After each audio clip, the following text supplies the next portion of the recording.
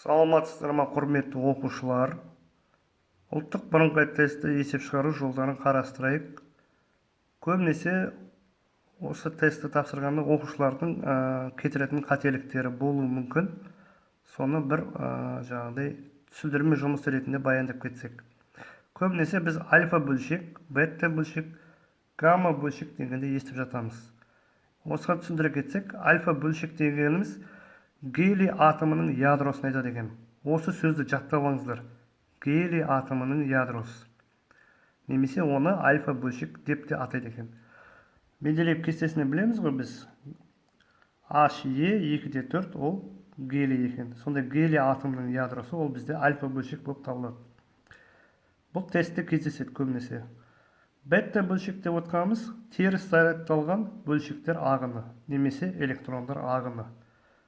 Біз электр тогы тарауында білеміз, теріс зарядталған бөлшектер ол біздің электрондар екендігіміз. Сонда электрондардың ағыны бета бөлшек деп аталады екен. Бұл да тестте келеді көбінесе. Соны белгілейсіздер. Гамма бөлшек дегеніміз электромагниттік сәуле, немесе электромагниттік толқынның бөлшегін айтады екен. Енді кез келген элементті алып қарасақ, ол бізде атомнан тұрады.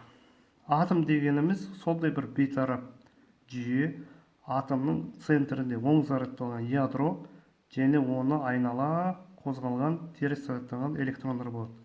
Кей кітаптарда электрондар бұлтшасы деп те келеді. Ядроның өзі нуклондардан тұрады екен. Нуклон деген отқанымыз нейтрон немесе протонды айтады екенбіз. Арман қарайық. Нейтронды біз N әрпімен белгілейміз. Оның заряды жоқ. Нейтрино деп тұрмыз, нейтрал. Бірақ массалық саны жүк шамамен 1-ге тең. Протонды P әрпімен белгілейміз. Заряды 1-ге тең, жүк шамамен массасы 1-ге тең екен. Осыдан бізде осы альфа бөлшек, бета, гамма бөлшек туралы түсінік қалыптасты деп ойлаймын. Енді кітабымыздан 9-шы сыныптан бір мысал қарастырайық. Бұл жерде бізде есепте бор берілген 5-11 дейді изотопы. Соны альфа бөлшектерімен атқылау кезінде нейтрондар бөлінуімен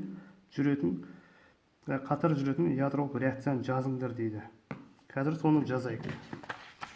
Дәптерімізді жазайық. Бізге берілгені бор 5-11. Осы жерде альфа бөлшектерімен дейді. Атқылау. Жаңа мен айтып кеткендей, альфа бөлшек дегеніміз Менделеев кестесіндегі гелийді айтады екенбіз. Оқушылар, сол кезде бізде осы реакция нәтижесінде не бөлінді дейді? Нейтрондар бөлінді дейді. Нейтронды да айтып кеттім жаңа. N01 деп. Және белгісіз бір элемент пайда болды. Осы белгісіз элементті біз көбінесе X әрпімен белгілейміз. Енді осылардың индекстеріне назар аударайық. 11-ді 4-ке қоссақ 15, 15-тен 1-ді азайтсақ 14 болады. 5-ке 2-ні қоссақ 7, 7-тен 0-ді алсақ 7. Енді өздеріңіз ойлап қараңыздаршы оқушылар. Менделеев кестесінде қандай элемент 7-те 14? Әлбетте бұл азот деген элемент екен. Біздің каналымызға жазылуды ұмытпаңыздар. Бұл 9-шы сыныптың есебі, көбінесе ОБТ есептерінде осылай кездеседі. Біздің каналымызға подписация етіңіздер. Сау саламатты болыңыздар.